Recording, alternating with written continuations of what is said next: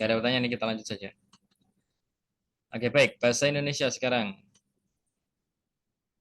Karena Masya Allah, sekarang di sekolah kita ini ada yang bagian mekat. Jadi, saya buat apa ini rekaman dua mapel, ada yang mekat. Jadi ada bahasa Inggris sama bahasa Indonesia. Jadi kita maksimalkan juga. Ternyata bahasa Indonesia juga ada daringnya, ada online-nya, ada penjelasan secara online.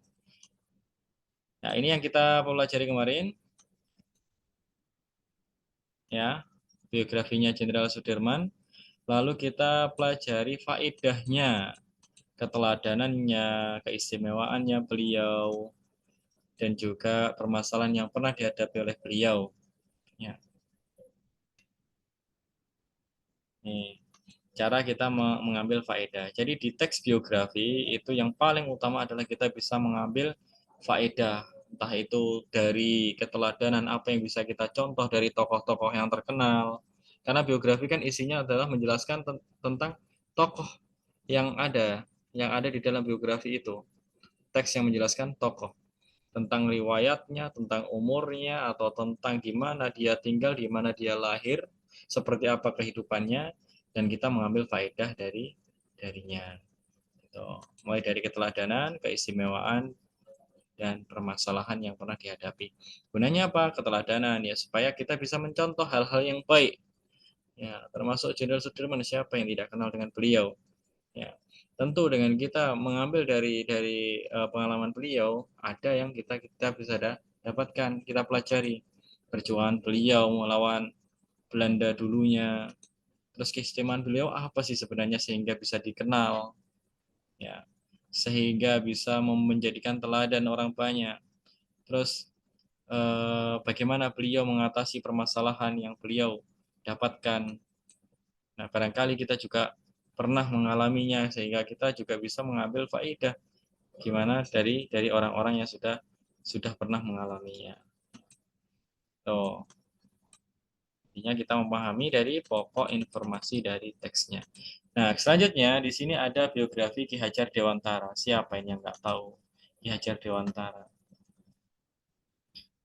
Adakah yang nggak tahu? Ya, Ki Hajar Dewantara ini dikenal sebagai Bapak Pendidikan Indonesia. Dia adalah Bapak Pendidikan Indonesia. Beliau berada di Yogyakarta, asalnya dari Yogyakarta. Makanya sekarang Yogyakarta menjadi kota kota pendidikan. Dan Masya Allah ternyata juga termasuk dampak dari beliau eh, di Yogyakarta itu memang betul-betul menjadi bukan hanya sekedar nama, betul-betul menjadi kota kota pendidikan. Nah, inilah keistimewaan dari beliau. Ya, banyak sekali kampus di sana. Bahkan ternyata tidak hanya dari pembelajaran umum.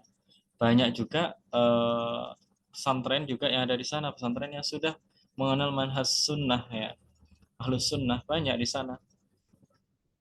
Nah, ini juga dari dampak beliau juga, salah beberapanya. Kita bisa saja mencari keteladanan dari beliau, apa yang bisa kita teladani, terus apa keistimewaan yang bisa kita dapatkan, sehingga nanti bisa jadi kita akan meneruskan perjuangan beliau, terus permasalahan apa yang beliau dapati, dan bagaimana cara menyelesaikannya.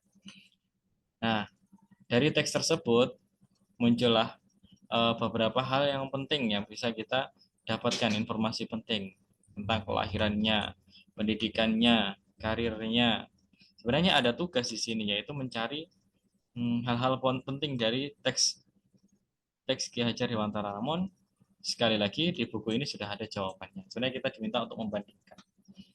Namun ini nggak jadi tugas saja lah. Tugasnya adalah nanti setelah ini.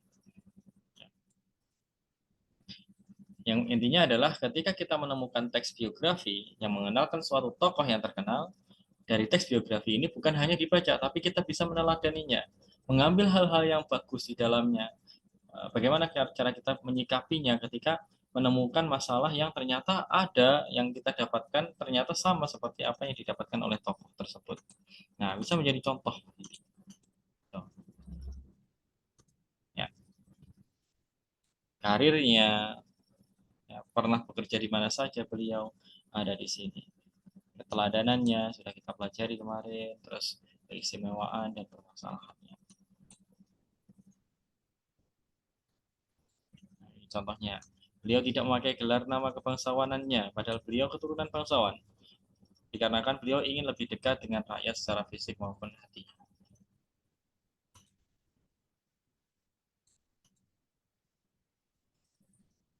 Begitu, kurang lebih. Bisa dibaca sendiri nantinya. Nah, tugasnya menyusun kembali teks biografi tokoh, tidak usah.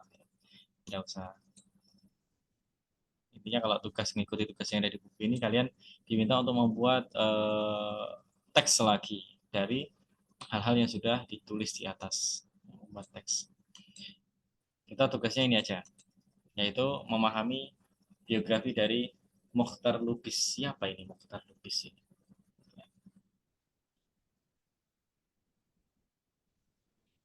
Iya, meskipun di sini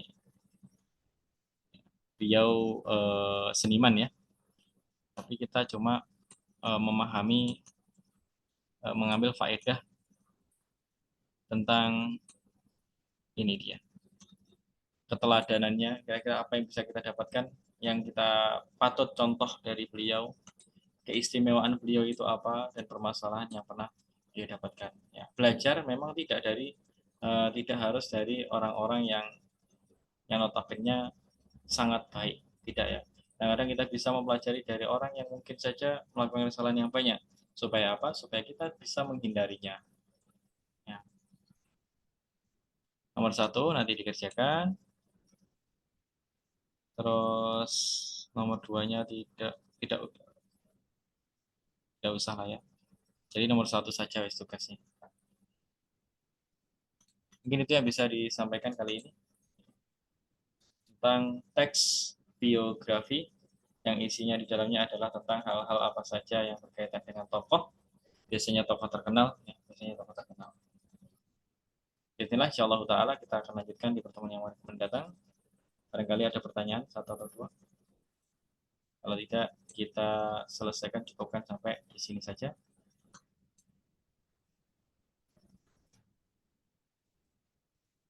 Yang mengingatkan nanti kita semester itu di pertengahan Januari ya. Ya, nanti bisa semuanya bisa dipelajari dengan baik. Soalnya semuanya ada yang kita pelajari. Oke, mungkin itu yang bisa disampaikan. Kita sudah ada doa Pratul Majlis. Subhanakallah. Assalamualaikum warahmatullahi wabarakatuh.